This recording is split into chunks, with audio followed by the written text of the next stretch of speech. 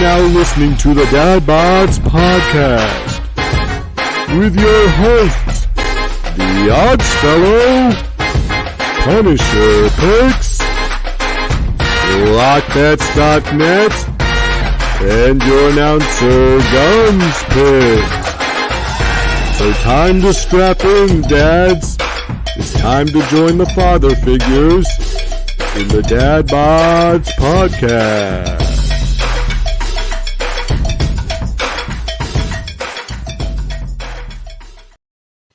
Let's go. Welcome to everybody to the Dad Bodds Podcast, episode 65. And it's the pun. Shit.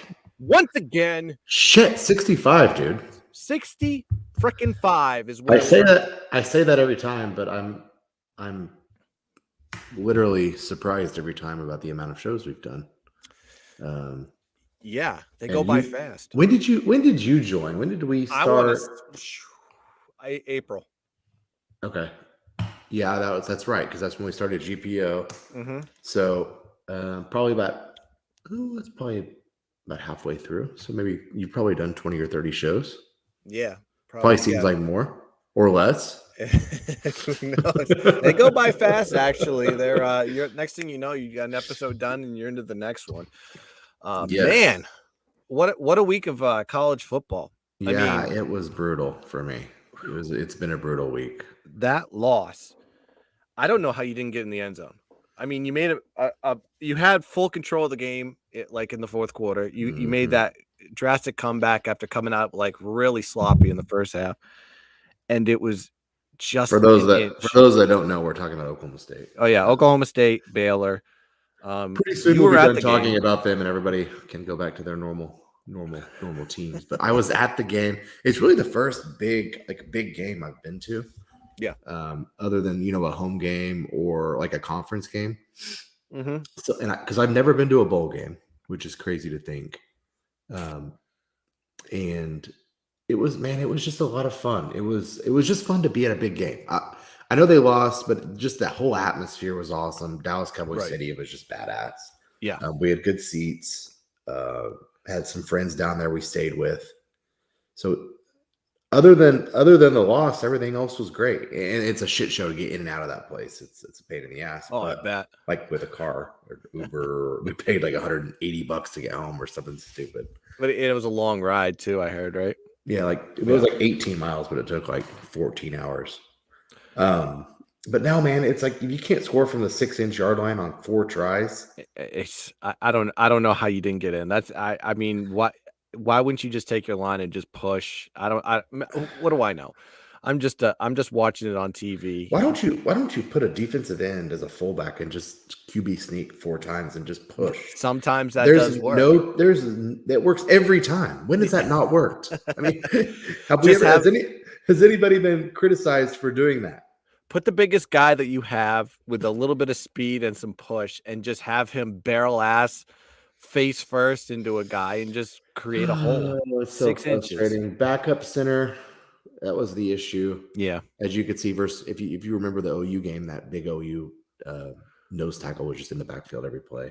Yep. So that was the issue there. And then you got another issue with the starting running back out. That made a huge difference. But hey, they're going to the Fiesta Bowl playing none other than the Irish. They are playing the Irish. Both teams are limping in coaching wise because as between this show and last show, I didn't have a coach. I feel a little bit better about my position now, seeing that the players, you look at the player reaction to Marcus. That's the guy they wanted. That's the guy they're getting. And I continue to monitor, see if I'm losing recruits. I'm not. So I'm thinking, Tommy Reese stays, Freeman takes over. We may be okay. I think it's a good. It sure seems like a great hire so far.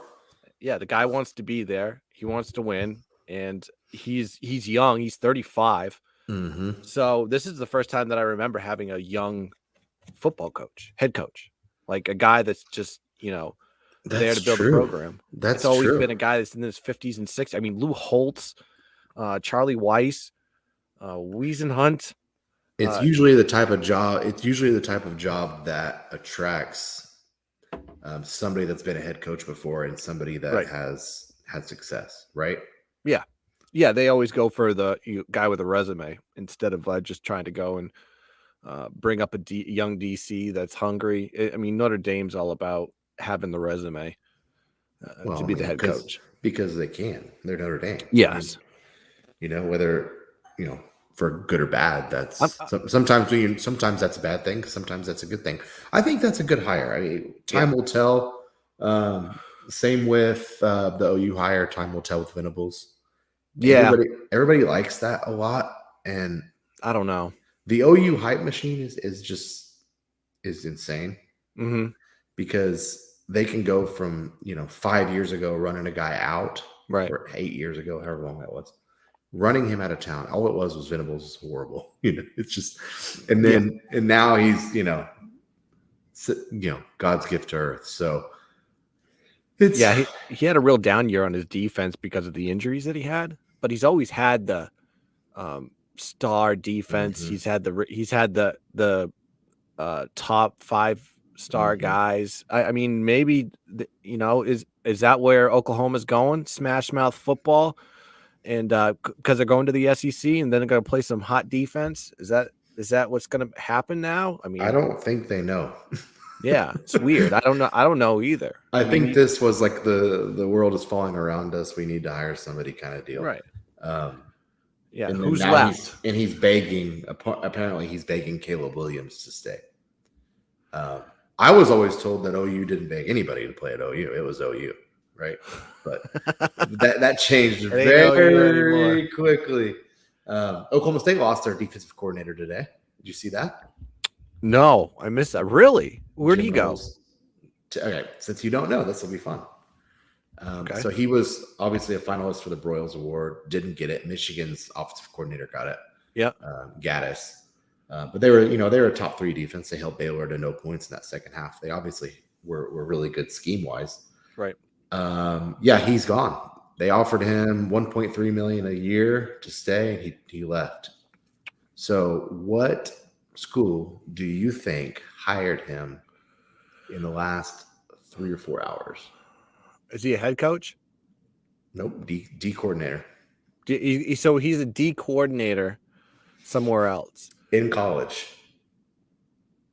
Can I SEC? Nope. He's staying in the Big 12. Nope.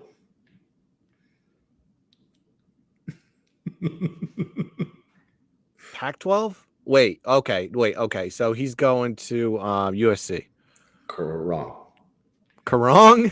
No, that's wrong. I was going to say correct. I thought you were going to guess it, but no, that's not. Oregon? Nope. It's not Pac-12. Oh, I said Big 12. Nope, not Big 12 either. Oh shit. Come on, you're better than this. He's not going to Notre Dame. No. I don't know. I give up. Ohio State. He's going to be the defensive coordinator for Ohio State. That's a team that needs a defense. Yeah. They apparently went pretty hard after him because. Oh Jesus, that's crazy that they went and got him. Yeah. So they have Yursich, who was OSU's offensive coordinator, and now they're defensive coordinator. So one OSU is the Oklahoma State is the farm team for Ohio State right now, as far as coaches go. You got to be shitting me. Yeah, isn't that wild? That sucks that you lost him though. I mean that turnaround on the Oklahoma State defense is absolutely incredible what they did this year. I know, I'm a little bit nervous about that team only because he is coaching the bowl game. By the way, he's January 2nd. They're coming off a bad loss, and Notre Dame. I just don't know. I mean, they seem to be motivated to play. I don't know who's going to not play in that game. The only guy that I don't think is going to play is Kyle Hamilton, but he hasn't played for weeks. So I think that is it seems like it's going to be a full strength because I don't think either of these teams are keen on sitting guys out and just giving a bowl win away. No, not especially New Year's Six bowl. That's not a game. That's not a bowl game you sit out. They won't do that because that's Marcus Freeman's first game too. I think highly motivated. Super motivated. I think it's a super motivated Notre Dame team to play around and show Brian Kelly what what he left. Yeah, and that offensive line has been their biggest issue this year, and they've improved week to week. But I don't know if they can handle a defense like Oklahoma State. But we'll see. It's going to be tough, man. It's going to be it's a 2.5 point spread, so it's probably right. Yeah, it's close. It's going to be close. I mean, that's just some of these bowl games. That's the thing about bowl games when you're betting them, right? It's like it's so hard for me to just go and bet the early lines. I mean, there was a couple spots. I've taken 3 spots already that I haven't even. It's like I don't plan on mentioning it because I want to see if there's certain key players. If they sit out, then then I may flip. That's true. That's a really good point. It's like unless it's a playoff game or a New Year's Six, you kind of have to tread lightly before, especially with all this crazy coaching carousel and transfer portal stuff. Because the transfer portal thing is still an issue for bowl games too, right? Because once you announce your transfer and you're not playing the bowl, right? No, I mean once you say you're out, I mean I haven't seen anybody like, oh, I'm the starting quarterback, a major player on the team and then just leave you. I haven't seen a lot of those yet. I haven't either. I've seen a lot of good backups leave, like Quinn Ewers from Ohio State. I don't know if he's good or not, but he's going to Texas Tech now. Oh, I didn't see that. Okay, he's going to Tech. Interesting. Interesting. So it's kind of those weird things that you may have. I have a few guys that I follow on Twitter, and I keep my notifications on just to see who's in and who's out. I have a feeling on one guy. There's a couple of guys I have a feeling that they're not going to play in their game because that bowl, they're just in some shit bowl, and I can see them sitting very easy because it's not going to help their draft position by playing in that game, especially who they're playing against. There was a couple spots that I saw. And I was like, I'm just going to take it now. And then hopefully I get some line value out of it that maybe I can middle it if he does play. So, that kind of thing. But like the Oregon OU game. I mean, OU versus OU, but they're going to be. That's a mess. Are going to be an ugly game that is going to be. I don't even know what position you can take on that one. Right. Because Caleb Williams is another guy that could transfer. Rattler already transferred. They lost 2 of their wide receivers. But you have Oregon team too that doesn't have his coach. You have I don't even know the player's motivation on this one. You may have guys that like I don't know CJ Verdell. I don't know if he's going to be playing. Thibodeau. You don't know if Thibodeau is going to play. Oh, Thibodeau's not playing. He's out. He's already said he's out. Okay, so he's out. I mean that's what I hate about these. Yeah, the bowl season is it's unless you're playing for the playoff, anybody can. It's so watered down. Right. That's why March Madness is so much better. Yep. But man, I mean, I don't know if you have some plays, but we could give them a couple. I don't know if I have any tonight. Do you have any? Or for tomorrow? I haven't even looked yet. I announced on Twitter that I'm not doing any more free plays. Yeah, you did. Because I just been winning them. What an angry move. I just tired of winning plays for no likes or retweets. I'm actually doing good on the free plays, and then the premiums, I'm just kind of like I'm 50-50 or I'm 2-4. I'm like just flattening out after, usually college football was the thing that was keeping me afloat, and then I'm just dipping my toe into basketball. Yeah, it's so hard. I don't know if I have any plays for tonight. I'm looking at because I don't have college to football. I know I'll be on and this is one that I'll give out because I know that I'll be on the Bruins. Oh, wait, hold on. Wait, we got to do this properly. It is time for the Dad Bodds Capper Breakdown. Oh, yeah. Go ahead. Yeah. No, I'll be on the Bruins money line tomorrow and probably their team total over. Kind of a custom, 2 or 3 systems aligning type play at Vancouver.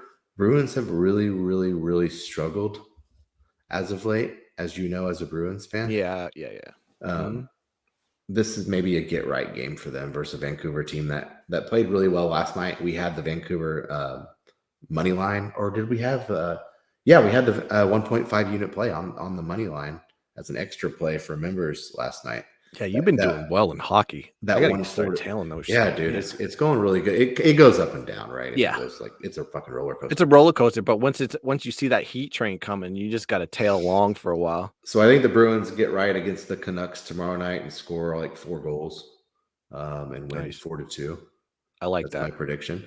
So, are you going to give us a play? Yeah, actually, I'll give a lean on Thursday night. I kind of want to see a few things first. I was looking at the Pittsburgh and Minnesota game, and from a scenario standpoint, I kind of like Minnesota on this one just because of what happened to them last week. Mm-hmm. They give Detroit a win. Jared Goff drives down the field, scores a last-second touchdown. End of game. End of story. Heartbreaking loss. Yeah, and that just can't happen. And that's coming off the tails of a win over Green Bay too.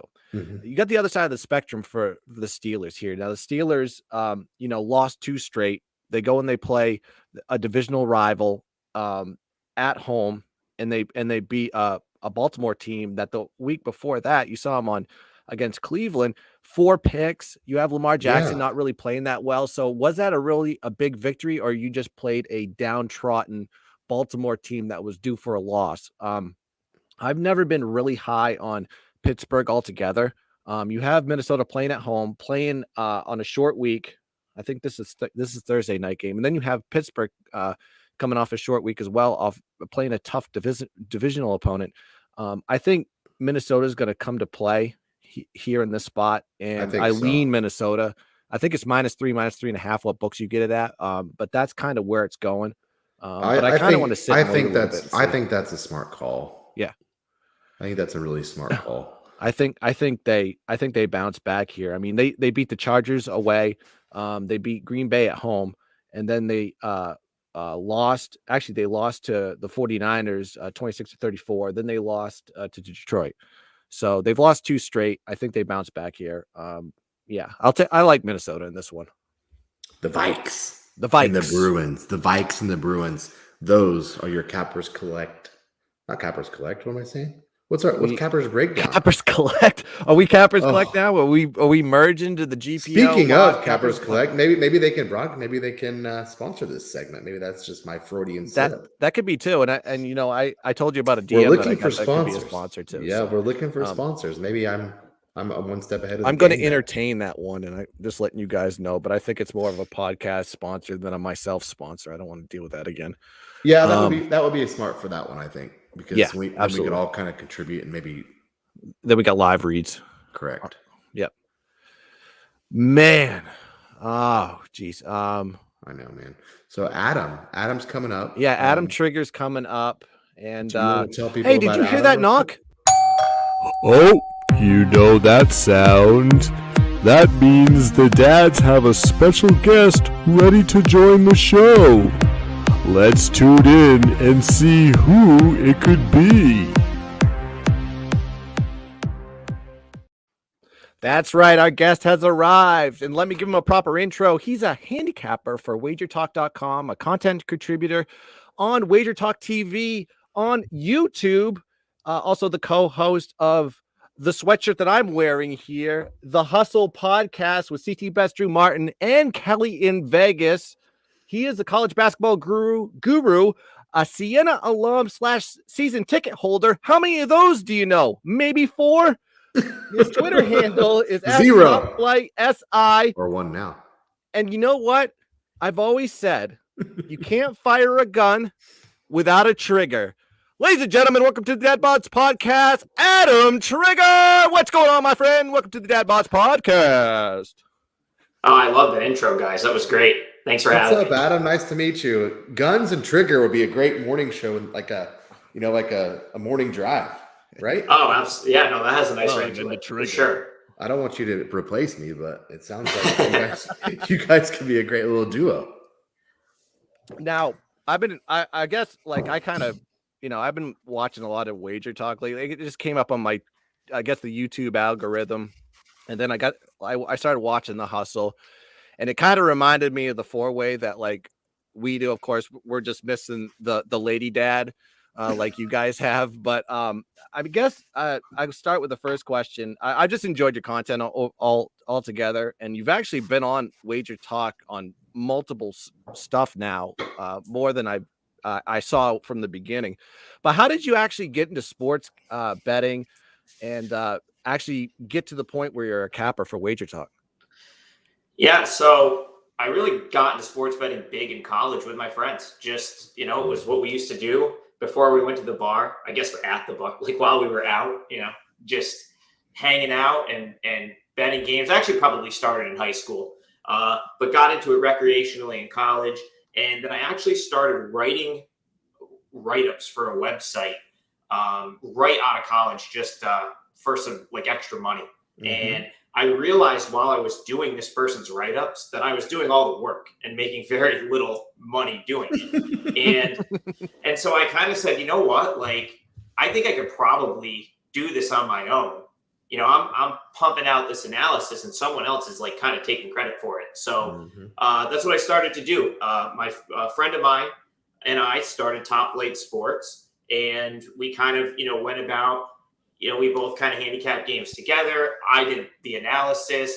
He kind of went out and tried to make sales, and we had like the old school way of doing it, right? Like we're both from the capital region, New York.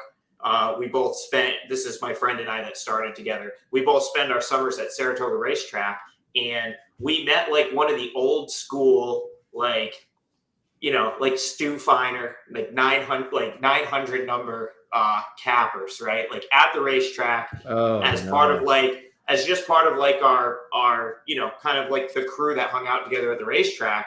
And he was just like, he kind of like mentored us in a sense, with just how to get clients. But most importantly, he gave us his database.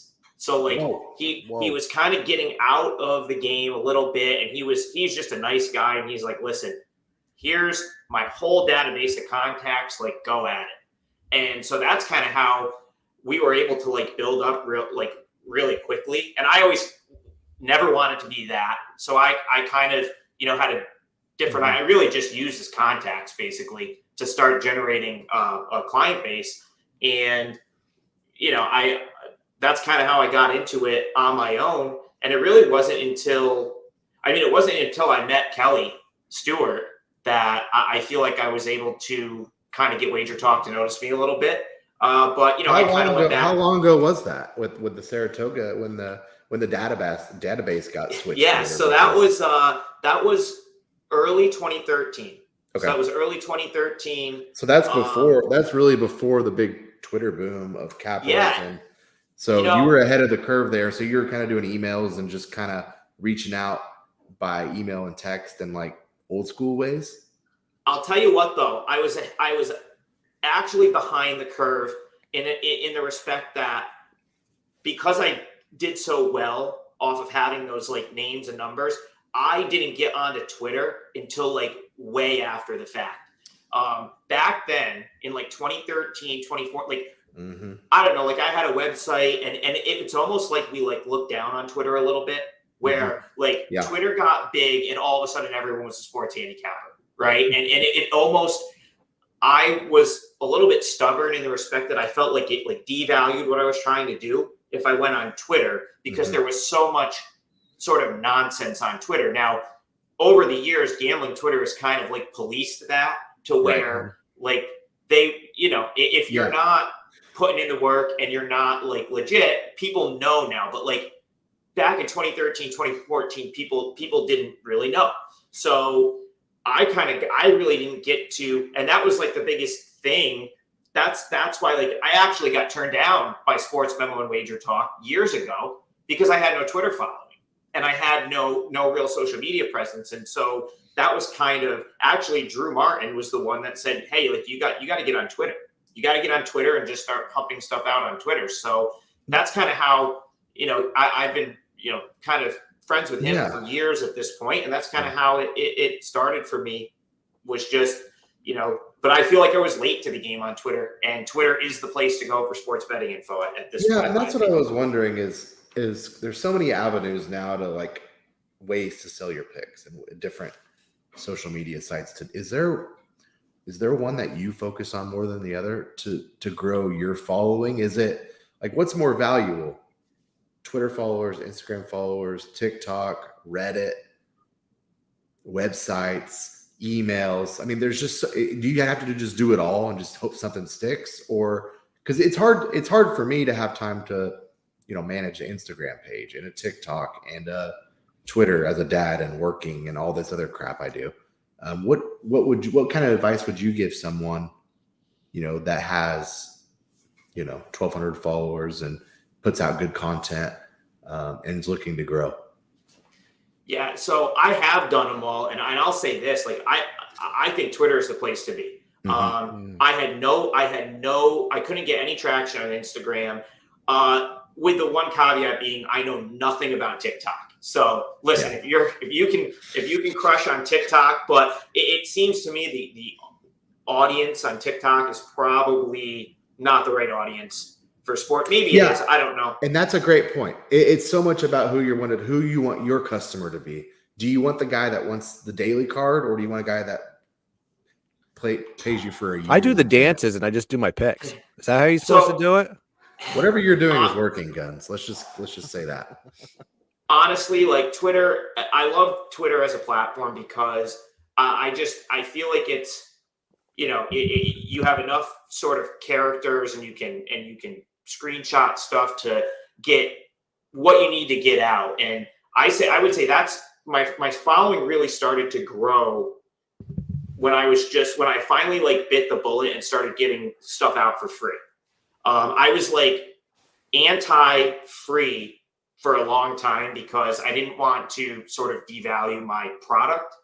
But I also realized that without giving, and even now, I have a pretty big platform on Wager Talking, and we still give stuff out for free all the time, because I feel like that's really your way to sort of get seen. And if your stuff is good, people are going to keep coming back. And, that's why I kind of pump the analysis out and stuff. I always say, I feel like if you're like buying a pick from someone, that you should, that person should be able to give you like a good idea of like why you're going to put money on that certain thing. So I just started posting that to Twitter, and I still do. I try to get at least, a handful of free picks. I started to not do free picks though. I'll give out my actual client picks for free. I think there's a difference there too. I never give a free pick anymore. I just don't believe in it. I'll hand pick certain client pick plays, give them for free, and I don't think it's really affected people from. Okay, so yeah, and that's what I do as well. It sounds like Guns. I need to start doing more free picks again, because I kind of stopped just to make. It helps keep. What happens is if you stop giving away free picks and you're just promoting your premium plays and everything like that, and saying, "Hey, I went 4-0." It's like no one saw your 4-0. It's like give them a taste.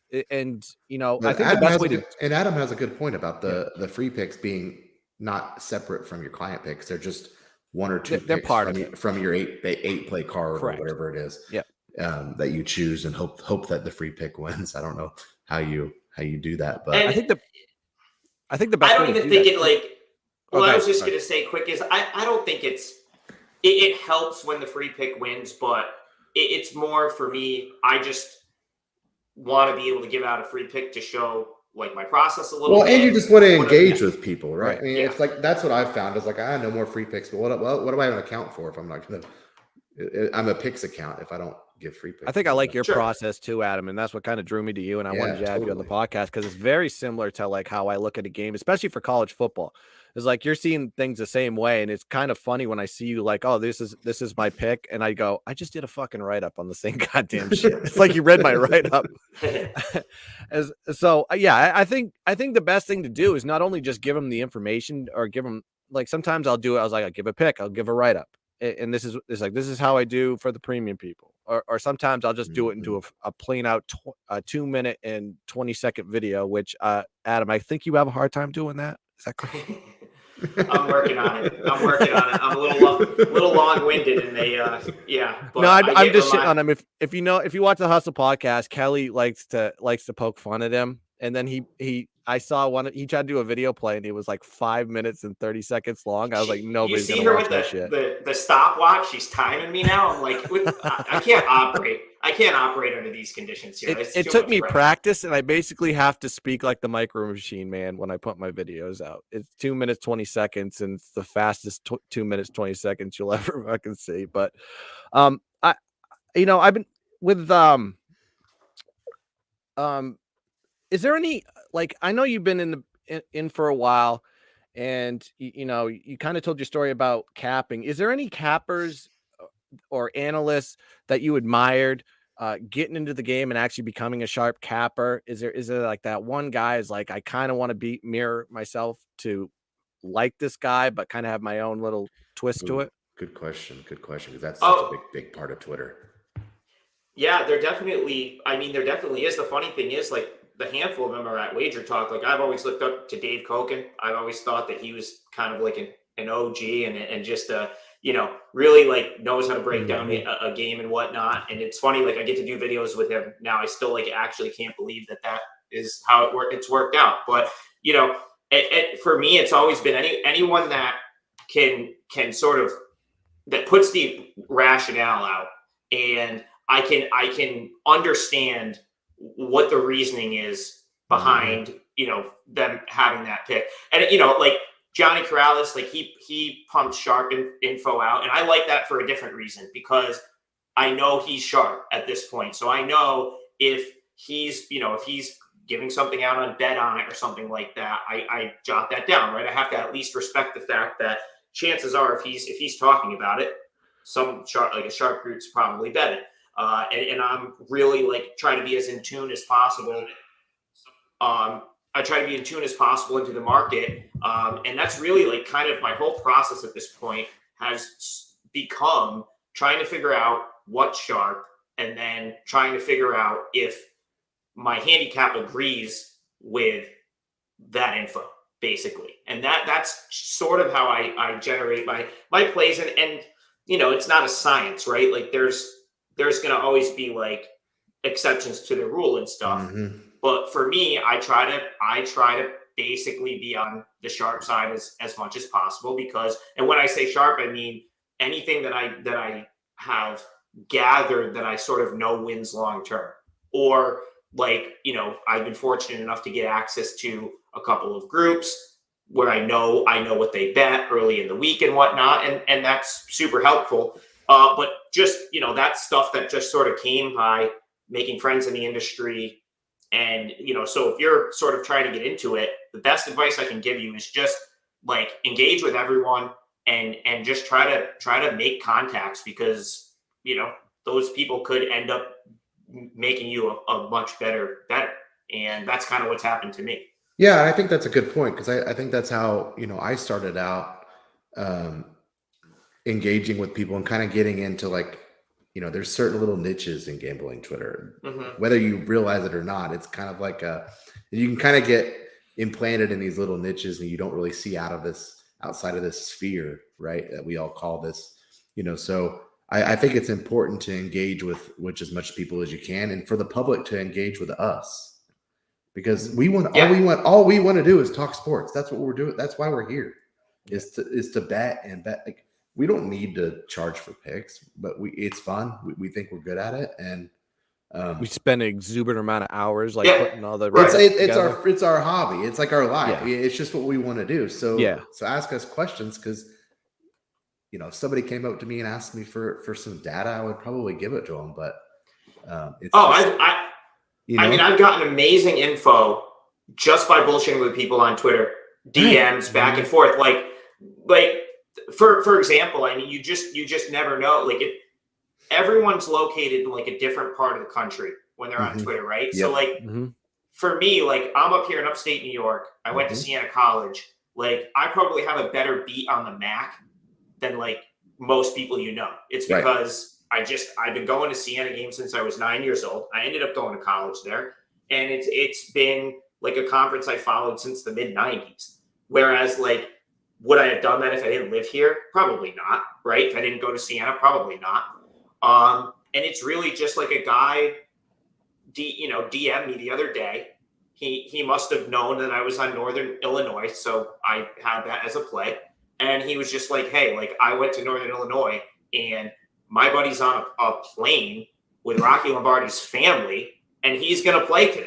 And I was like, and it's just, you know what I'm saying? And he played. Yeah. So you have to take that with like you have to like sort of, take everything with a grain of salt and whatnot. But like, that's the cool thing about Twitter is like genuinely people like just, they want they want to share info. Like I want to share info. Like I'm happy to, I try to answer every DM on Twitter. It's harder. It's getting harder as sort of the follower count goes up, but I really still try to answer like every. It's a good problem to have, though. I mean, that's what you want is engagement, and you want people to care about your plays. I got a buddy who's like, I got a Virginia Tech insider, and he goes to every single game, and he knows, he's in the chat groups, and he knows like all the information before it circumvents into like media. So he kind of just tells me, he's like, hey, so and so is not going to play. Even in basketball too, same thing. It's like he just kind of like sends me, goes, hey, this is the time to take this play right now, and I'm just going to tail it. And 9 times out of 10 it works. So I try to always just return the favor. Like if someone gives me something that ends up being good, like I'll go out of my way when I have, something good. Like maybe I'll hear stuff about, Siena basketball sometimes early. And at this point, like I've got some pretty good contacts, and, that's just a good way to go about it. And, there's like ways that you, like, if you're just like, even if you're just starting out with handicapping, like people all the time ask me like, well, what do you, how do you like handicap this or that? And, like, I'll always tell them, like, especially college hoop, like, let's say you live in Louisiana, right? Like the Sun Belt is in your backyard. Like if you just literally watch Sun Belt games, follow Sun Belt teams, just by being geographically there, like you're going to probably be sharper on the Sun Belt than most books are, because every sports book is, they're trying to gather information for 350 teams. The reason books are the book and they're able to stay sharper than the betting public is because they have information. But so you need to find an area where your information is better than their information. And you can do it in sort of these smaller conferences. Become an expert in something. Become an like expert. People laugh at me for the Korean baseball picks, but we were doing KBO. That's how we met. We did KBO. Yeah, like last year when there was nothing to do, I was just like studying that league and trying to figure that league out. And me and a couple of others just like kind of went back and forth and realized that like our numbers were better than the what the odds makers were putting out. And so I kind of kept doing it this year. I don't know if I'll do it next year. And the only reason is because now without the mainstream coverage, it's getting harder and harder to sort of stay sharp in that league. But I mean, it's getting harder to get money down in that league. A lot of books are pulling and the damn monsoons.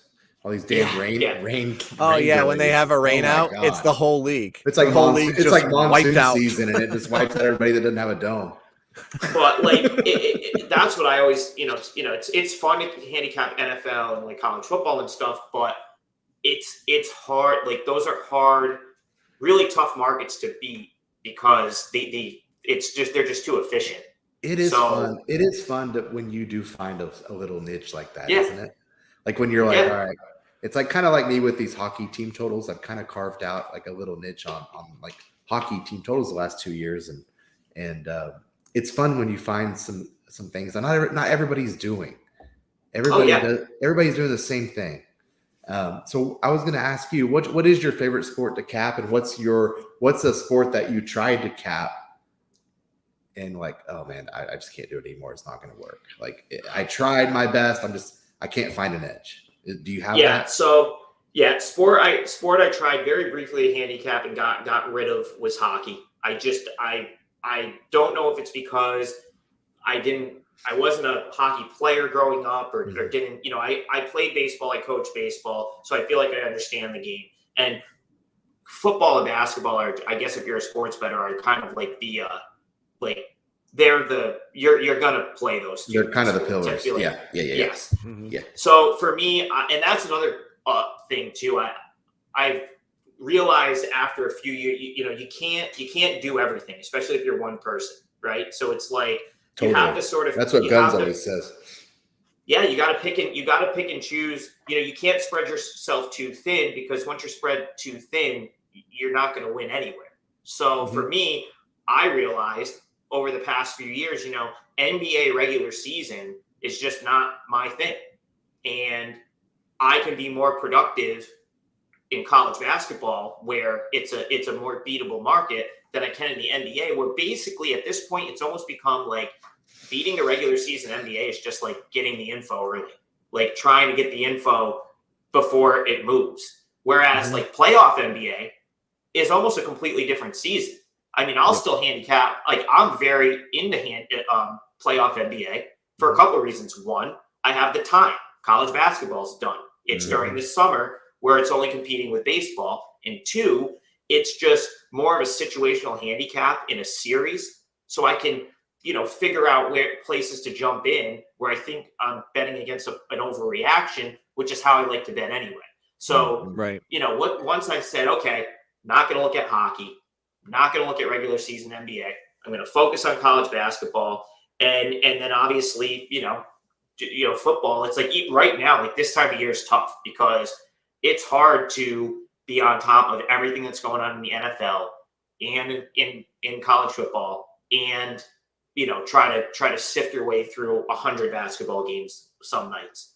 So you got to kind of just figure out. Like, fortunately, I have friends that are better at football than I am, and they're able to keep me on top of things. That's what I was going to say. That's why you're kind of part of a would you consider yourself part of a team in that way? I mean, 100%. We have our kind of thing. I don't know if you're aware of it. It's, GPO lock, where it's me, where it's Guns, me, the odds fellow, and lock bets, and you buy a package, you get all our plays.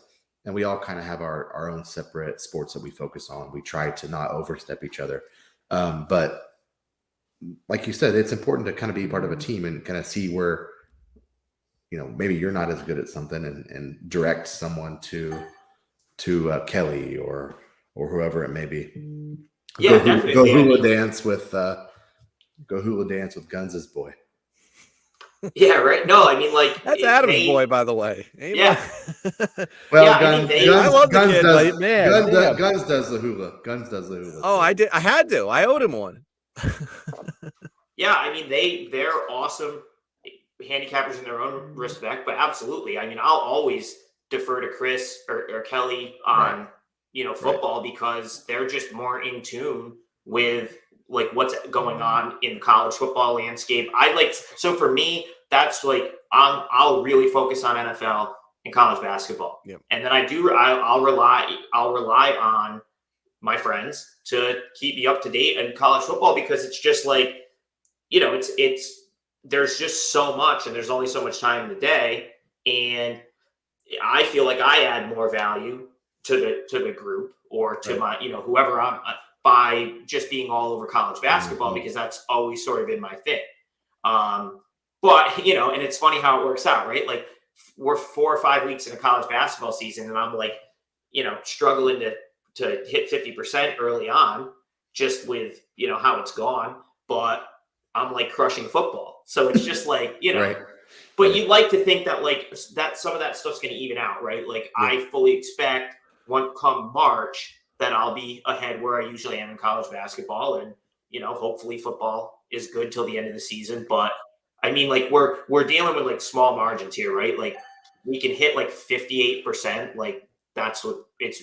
Anything higher than that is probably unsustainable long term. So if you can get to like the high 50s, like, you're doing really, really good, with 60% being like the ultimate goal.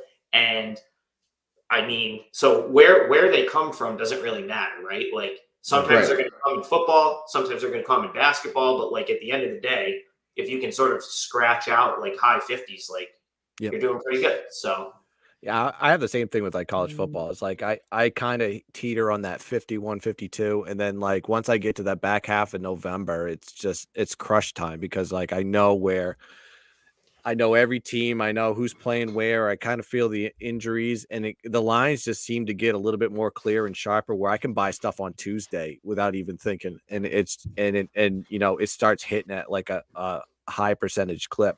Same thing with college basketball. I admire anybody that gets into that early, because I mean, for me to track that many college football teams early, I struggle. And then when you have to multiply that by 3 almost, it's even more difficult. So I mean, my eye on college basketball isn't seen until after bowl season. Mm-hmm. So it's nice when, like, I saw your sheets that you had on Wager Talk with these breakdown sheets, and you could kind of delve into like some of the smaller conferences, the mid majors and stuff. I thought that was like vital information for somebody that just didn't have the time to look at certain teams, and that stuff was free on Wager Talk. So I mean, is that something that you're going to continue to do, like, as years go on, and provide that for people that go to the website?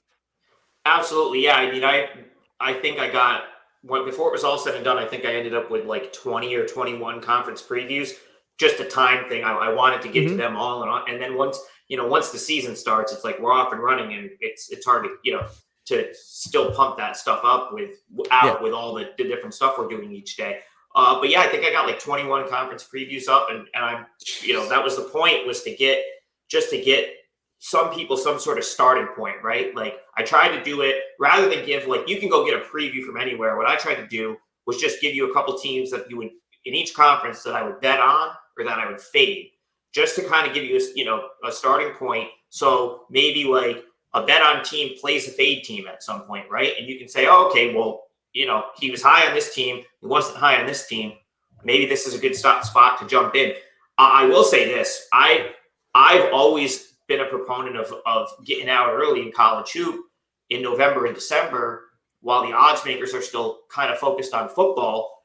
But this year, now that we've got like it's transfer fest here, and all these rosters are so different, I'm almost sort of regretting doing that a little bit, because what I'm seeing is a lot of teams that are still really like not sure how to play together. And I think it's made for some really just the results are sort of all over the place, because you just have so much turnover in college basketball right now that you might actually, in hindsight this year, you might actually be better off waiting until January, when these teams have had 10 to 15 games to actually figure out how to play together, because there is just so much turnover. And I was going back and looking at how it was sort of handicapping these teams coming into the season, and I realized, like, okay, this guy at, let's just use Washington State, for example, right? Like Michael Flowers, he was a furnace at South Alabama, scoring 20 plus points a game, but maybe he's not that at Washington State. And it's really hard. And I'm just, he's a good player. Like, I don't mean to like pick on him, but I think we're getting a lot of that, where it's like teams came into the season and they had a sort of a rating or ranking based on their roster on paper. But now you're starting to see, okay, like, just because player X played well here doesn't mean they're going to play well. I'll give you an example. Anthony Gaines, Northwestern, played 4 years at Northwestern. He transfers to Siena. He's kind of having a hard time being more of like a focal point of the team. So I think there's a lot of that. And, we might look back on this year and be like, okay, probably maybe we should have just kind of pumped the brakes and jumped in late December. Not so much because it's after football, but more so because I just wonder if these teams need 10 games, 15 games before you can really like start betting them with like confidence that they're going to go out and do what you expect them to do. Because I've just seen a lot of like randomness in college hoops so far this year. What do you think about the talent level in college hoops this year as compared to years past? I don't know what to say. It doesn't seem as good, but it seems like there's a lot of players that would have been in college that are choosing other routes. It maybe makes the game better as a whole, because there's not, there's not like a top two that's going to be the top two all year. We're going to have like 8 or 9 number one teams probably this season, right? I mean, so, I think Powell is kind of like standing out there to be like the top guy right now. I mean, that for Duke. Powell. Yeah. Yeah. I think this has been going on for a little while in college basketball. I think that the overall level of play, like if you go back and watch college hoop in like the early 90s, those teams, all the best players stayed for 4 years. They typically didn't transfer. And like these teams were all upperclassmen. The stuff they were running was so sharp. The shot selection was on point. And now I think it's just I think a lot of teams, it's 1-on-5 and it's, let me pull up and take a 3 from another planet because, it's like. Because that's the game. It is. That's the NBA game. It's like, it's definitely not as aesthetically pleasing as the game I grew up watching. And now I just think you throw this element of transfer portal madness into the mix. And now you've got coaches that are trying to assimilate new guys into the team. And then it's like, what happens when what happens if it's not working out? Like now you've got the coach who has to say, all right, like, do I keep just trotting this guy out here because we went out and got him and brought him here? Or maybe, do we put someone that's been with the program for 3 years into the starting lineup? And that's what I'm starting to get at with like, maybe we need to watch 10 to 15 games before we're out there hammering away on college hoop, right? Which is like just something I've kind of have taken. I'm like making a note of it in real time, right? It's like because I've obviously been betting college hoop since the opening night, and I'm battling. It seems like I win one, lose one, win one, lose one, and I'm just wondering if it's like it was already a pretty high turnover sport before the transfer portal. I think, of course.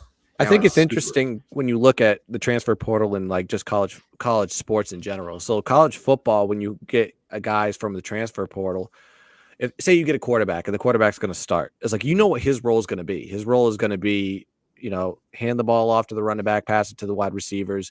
More often than not, his game will kind of acclimate to. And they're usually transferring to a coach or to a team that fits their scheme. Correct. I don't know if that's the way college is doing. But when you get into basketball, like Adam just said, you got this guy that may have been the top scorer for mid-major, right? And now he's a role player. It's like, but he doesn't know how to be a role player because from high school to grade school to where he played, he was the guy. So he's still trying to be the guy. It's like, but that goes back to the coach. It's like the coach should be like, listen, this is what we have to do. It's like, you're going to be this guy.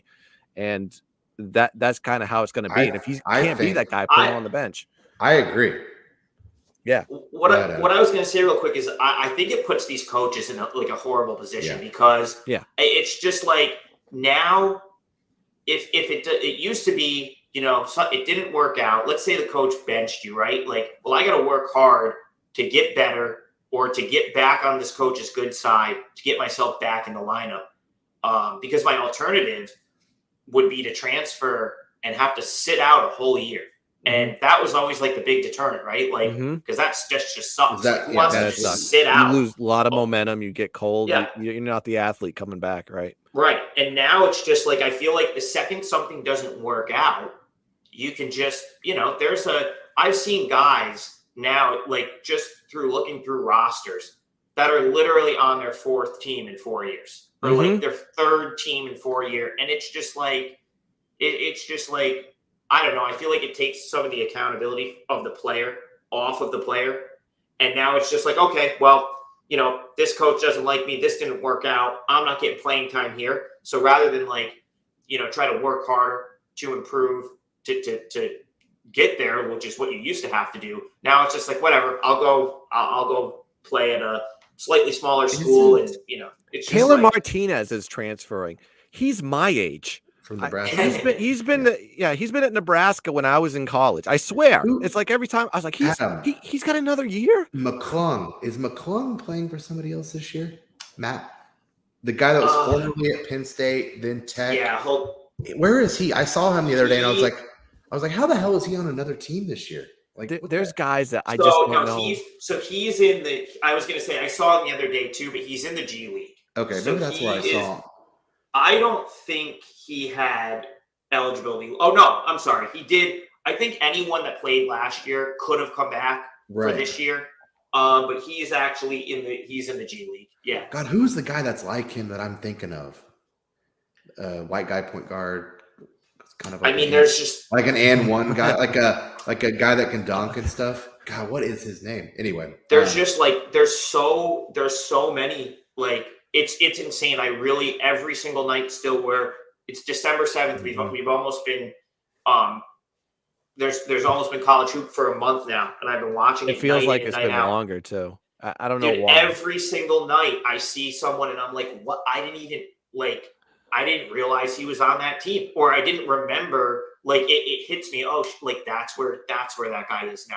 Or because it's like you're trying to go through 350 rosters at the beginning of the season, and you have your couple play on teams, but yeah, it literally still hits me every night. Like, okay, oh, he's there. Like it's crazy. It really is crazy. Yeah, it's wild. Hey, I wanted to get a little bit into the I know we kind of talked a little bit before, and do you have any college picks for tonight? I know you said you had one at the 9 p.m. slate. I know it's already 9:01, but it on So Eastern yeah, Standard, I have.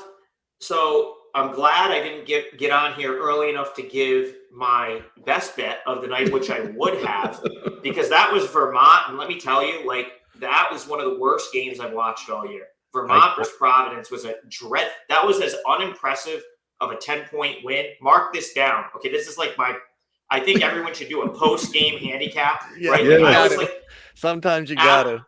No, like after you win, anytime I always try to jot down, if I lose a bet, I always try to actually, it doesn't even matter. I say, if I lose a bet, I say, would I bet this team next time out? And more importantly, would I fade the team I went against next time out? Right. In this case, I would 1,000% be looking to bet against Providence.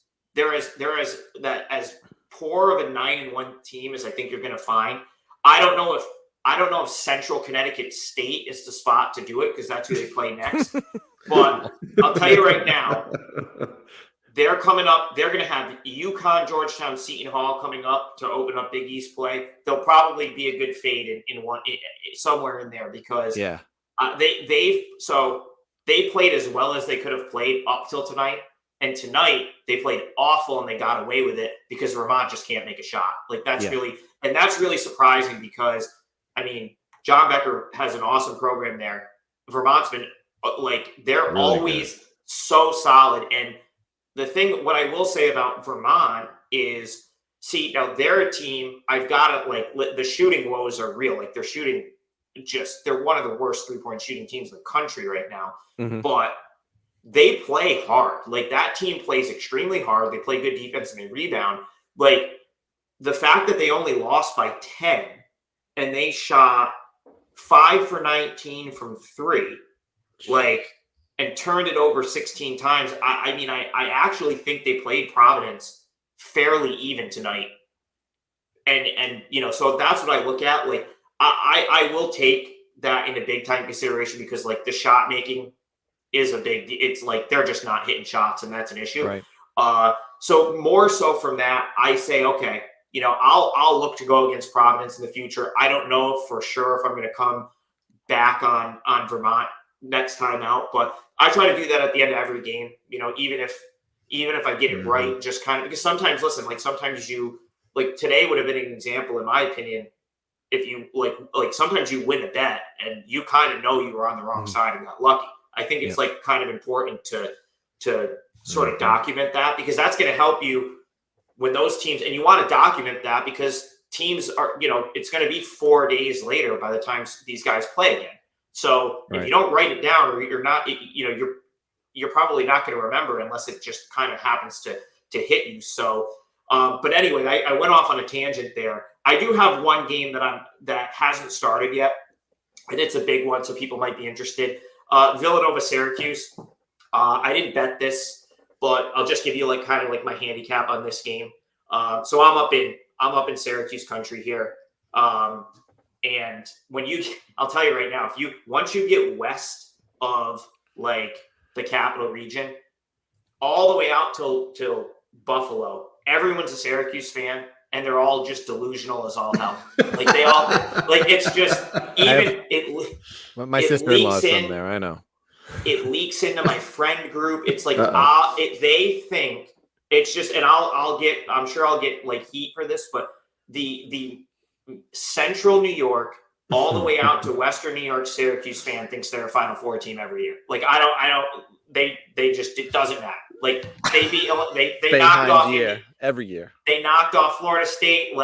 Their tournament team going to It's just, and you can actually like.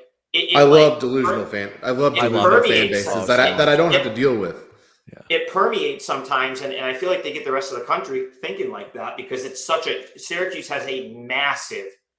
New York's not really a college football state. Like it is a very much a college basketball state, and Syracuse has a massive fan base up here.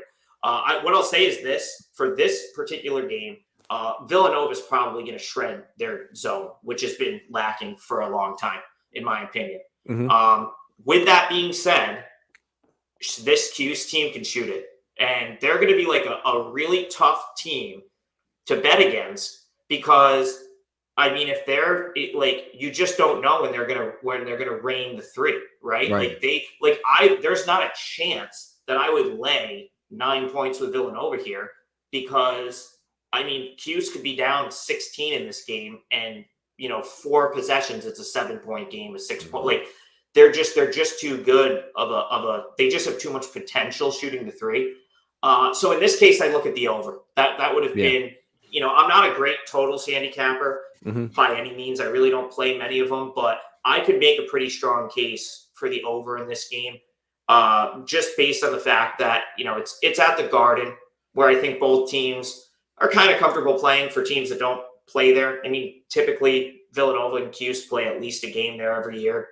Nova hits St. John's during conference play. Cuse, it's like their second home. I have a feeling we're going to see scoring in this game. I don't think the Syracuse zone is going to have much of an answer for Villanova's an awesome shooting team. I mean, they can stroke it. Yeah. So they're going to probably score for fun, and I think Cuse will probably shoot their way into kind of hanging around. And you got to love the spread's 9. It's kind of one of those let's say it kind of comes close to the spread. You could get some extension there at the end. Villanova up 8-7 late. You might get some foul shots at the end. So yeah. I have a feeling you're going to see a ton of points in this game. So that would be like for what's still on the board. I would say that's probably the best thing I could come up with tonight. 147 and a half. 147 yeah, and a half. So that's ticked up. They're playing at the Garden, right? Playing at the Garden. Yep. It's after the Texas Tech game, which hasn't ended yet. So that game is Texas Tech, Tennessee is going on right now. So you probably got like a half hour to get this in. Oh yeah, easy because you have 20 minutes of warm ups and everything. There's like 46 seconds left of the game. Texas Tech's up. Could be longer. It's 2 point. I have it on in the other room, but yeah, that game looks like that could. Hopefully they didn't tighten those rims up for this 43-41. I always wondered that about the Garden. Game. Like if you're used to playing in the Garden, you can play there well. Like that's Duke's second home. I think Syracuse is one of those teams that plays well there too. I just wonder if they can make the threes. Yeah, Cuse, and the thing is, I have a feeling you're going to see just an obnoxious amount of 3-point shots from Syracuse because they're probably going to be behind, and it's just going to be. They're going to have to shoot threes, and they can. They're going to launch. Yep. That transitions from March. I mean, they were a massively Boeheim shooting threes from half court kind of deal. I mean they were. I don't think that's ever changed out of the game. I think the one thing that's changed from their game is they don't have that big 7-foot oaf in the 2-3 zone. Guns, I'll tell you why. Because the NBA doesn't want guys that they want guys that know how to play man to man. Yeah, that's really killed Syracuse, I think, because they can't get the elite big now. Because any elite big is not going to go play zone in college. No, because the NBA wants guys that can play man to man. So it's so you're not getting the really elite zone anchor there anymore because anyone that's that good, you're not going to get the top recruit. Anyone that's that good is not going to go to a college that's playing exclusively 2-3 zone. So they go to Duke, they go to Gonzaga, they go to Kentucky. You'll get a transfer. You'll get a mid-level transfer. That's pretty good. Yeah, and it's basically. That's or you'll luck into so growing up in the area. They area kid Craig Forth was there. You remember Craig Forth from the championship Syracuse team? He's a 7-footer. He barely scored. He wasn't in there to score. So you wouldn't, we remember him here because he was a Capital Region guy when he was from right outside of Albany. 7-footer, and he was awesome because he did everything they needed him to do in that zone. But they didn't need him to score because they had Carmelo, right? They had they had Carmelo. They had Jerry with a G.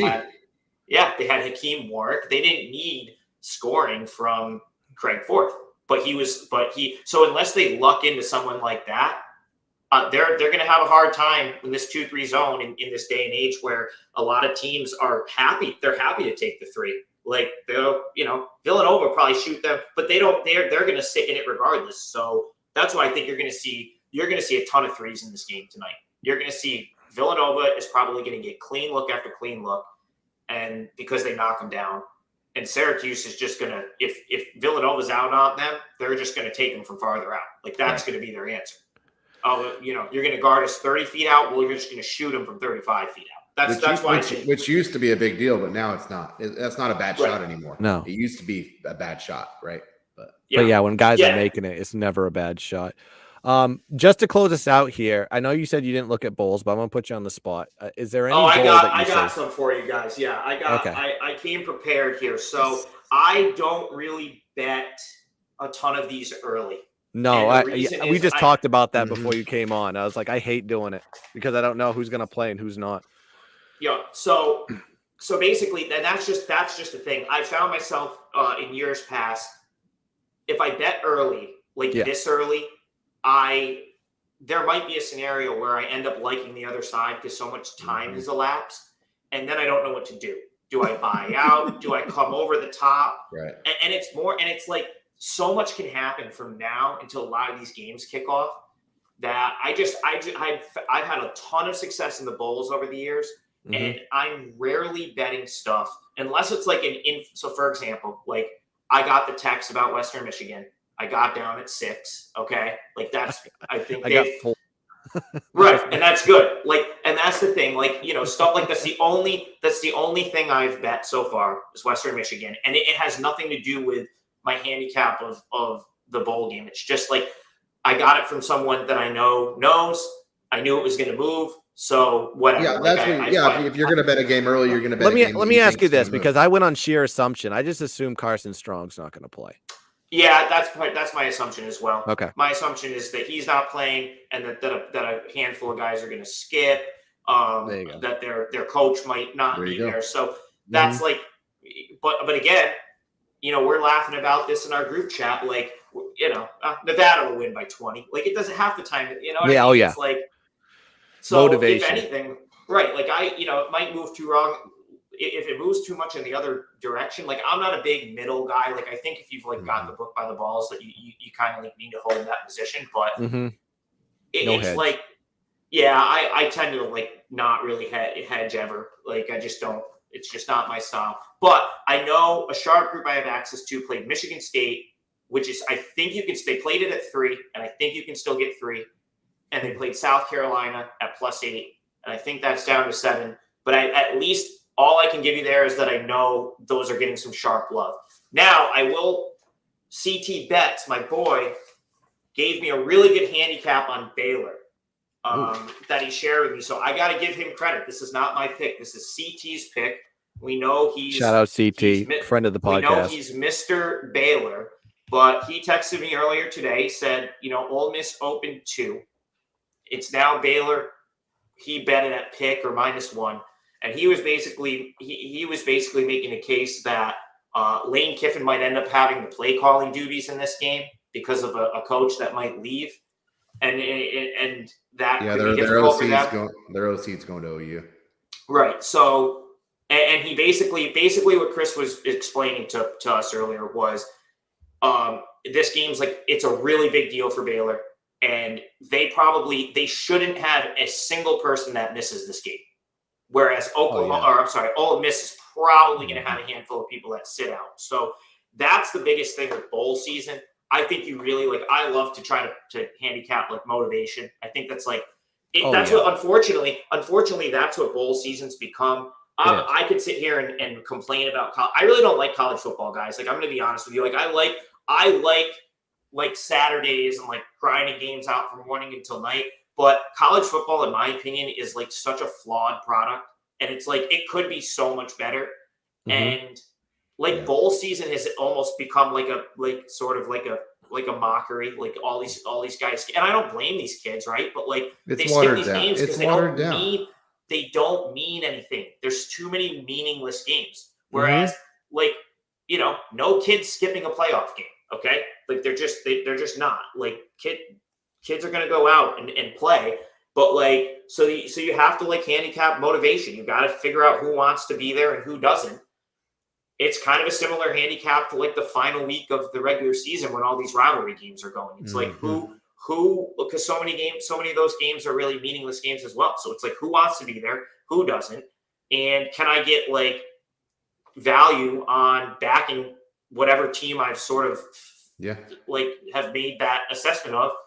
You know, are they going to want to be there? And that's like what it becomes. So I agree with Chris in the sense of, you know, that this game, it feels like a big deal to Baylor.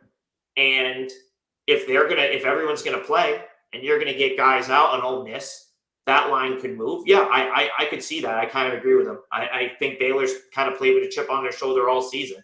So why would they not, you know, they didn't know it. Their season win total, which Chris 7 or something. No, was it 7? Was 5.5. Oh. I know this because all of us bet it. And that team's been sort of like, you know, nothing was expected out of them.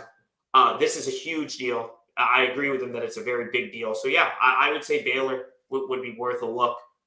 Try to get in now at like money line or before it moves too much. Because I wouldn't be surprised, you know, that could go off Baylor -3, -4 if enough guys on Ole Miss are out. So I think that's one you could probably bet now. Pun, what are your thoughts on Baylor? How did they perform last week? He's a hunk. They were one lateral call away from losing that stupid game. He was at the game. Why that wasn't a fumble, I'll never know. But that wasn't a lateral. That was the opener. But yeah, saw it on a 65-yard screen in front of me. But anyway. But man, Adam, you killed it today for us, and we appreciate the information. We appreciate all the sharp talk. Yes. Hopefully everybody took their notes from the man himself, the trigger. I'm the gun, and we have the pun. So till next time on Dad Pods, episode 66. Enjoy your bets, make some cash, and let's keep dancing. Till next time, peace. Thanks, Adam.